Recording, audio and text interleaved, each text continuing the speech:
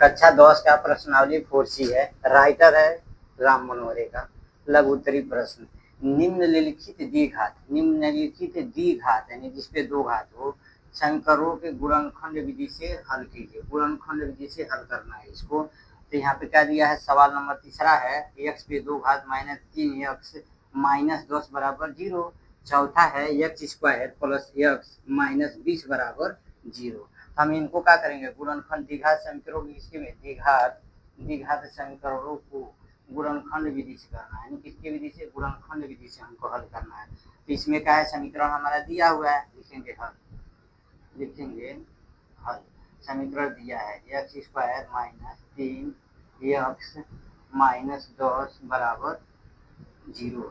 द्विघात समीकरण हल करेंगे। द्विघात समीकरण में क्या होता है, प्रथम संख्या से अंतिम संख्या में क्या होता है, गुणा होता है। जो हमारा गुणनफल प्राप्त होता है, गुणा करने पे वो गुणनफल आ जाना चाहिए, जोड़ने घटाने पे माइनस जो बीच की संख्या योग है वो माइनस 3x आ जाना चाहिए। ये जो फैक्टर बनेगा बीच का उससे गुणा करने पे माइनस 10 आना चाहिए।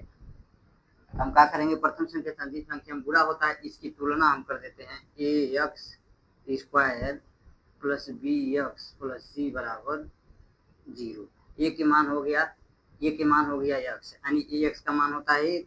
एक्स का मान क्या होता है, एक्स का मान होता है 1, यानी ए के मान है x पे 2 घात, यानी ए के मान है 1, बी के मान है माइनस 3 तथा सी का मान है माइनस 10।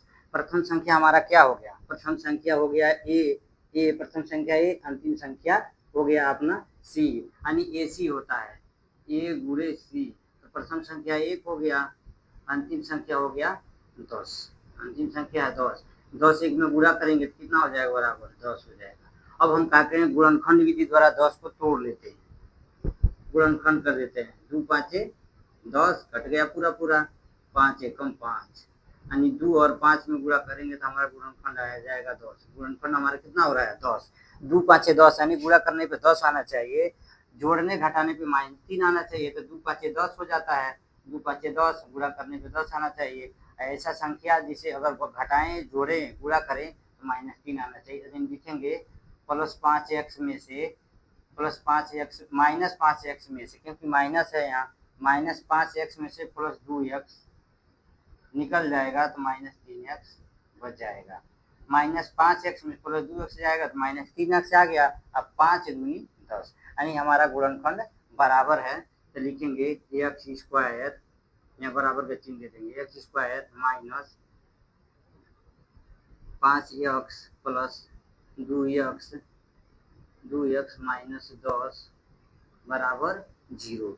इसको एक कोष्ठक में बंद कर देंगे, इसको एक कोष्ठक में बंद कर देंगे। अब ध्यान देंगे, यहाँ क्या है, एक एक्स है, यहाँ पे एक्स पे 2 है, यहाँ 2 है, यहाँ पे माइनस 10 है। इस कोष्ठक से एक कामन हो जाएगा, एक कामन हो गया तो यहाँ पे एक्स बचा, यहाँ पे माइनस 5 बचा। इस कोष्ठक से हम क्या करेंगे, प्लस 2 को कामन कर लेंगे, गुणे के चिन्ह एक्स, अब प्लस और माइनस से गुणा हुआ तो माइनस से हो जाएगा।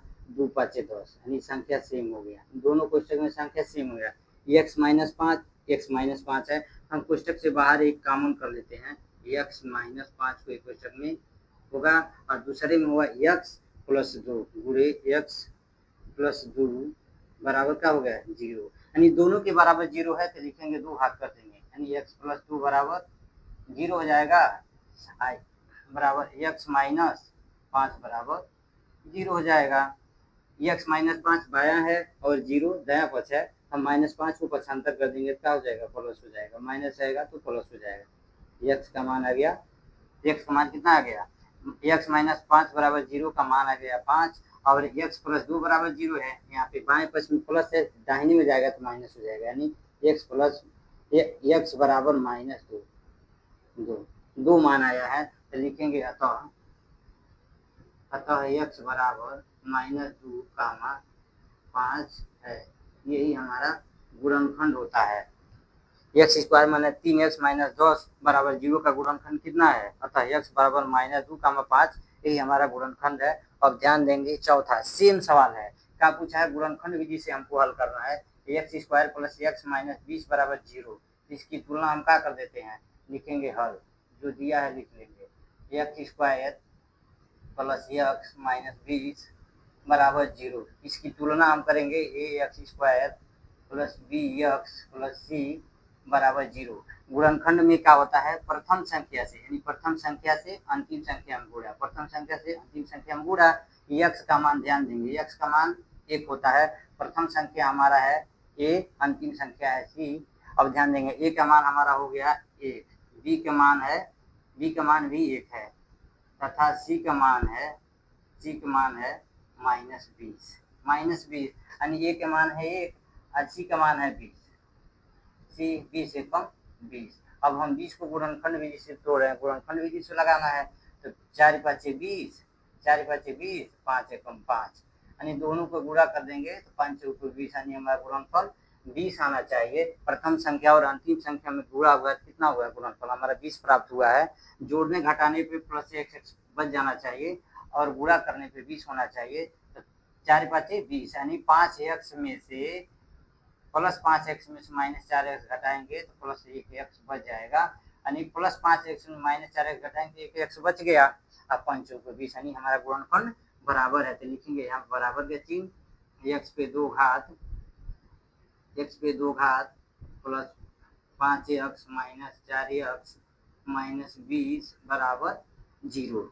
इसको एक क्वेश्चन में बंद कर देते हैं, इसको एक क्वेश्चन में बंद कर दिए। अब ध्यान देंगे, यहाँ भी x है, यहाँ भी x है, यहाँ 4 है, यहाँ 20 है। इस क्वेश्चन से कहा जाएगा x कॉमन होगा, x होगा तो x प्लस 5 एक क्वेश्चन में बच जाएगा, दूसरे में -4 को कॉमन करेंगे तो बचेगा कितना, x माइनस से माइनस में भाग देंगे, पूरा करेंगे तो हो जाएगा प्लस, तो प्लस हो जाएगा तो 5 × 20, दोनों पुस्तक में संख्या सेम हो गया, x प्लस 5 x प्लस 5 दोनों सेम हो गया, कॉमन कर लेंगे, x प्लस 5 एक पुस्तक में आ जाएगा, दूसरे में आ जाएगा x माइनस 4 बराबर 0, दोनों के बराबर 0 है, यानी x माइनस 4 बराबर क्या होगा 0, बराबर का चिन्ह x प्लस 5 बराबर 0। ध्यान देंगे x प्लस 5 बराबर 0 यानी प्लस 5 बाएं पक्ष में दाहिने में जाएगा तो हो जाएगा माइनस, पक्षांतर करते हैं तो x माइनस 4 बराबर 0 है, -4 जो है बाएं है, दाहिने में जाएगा तो प्लस हो जाएगा, x बराबर 4।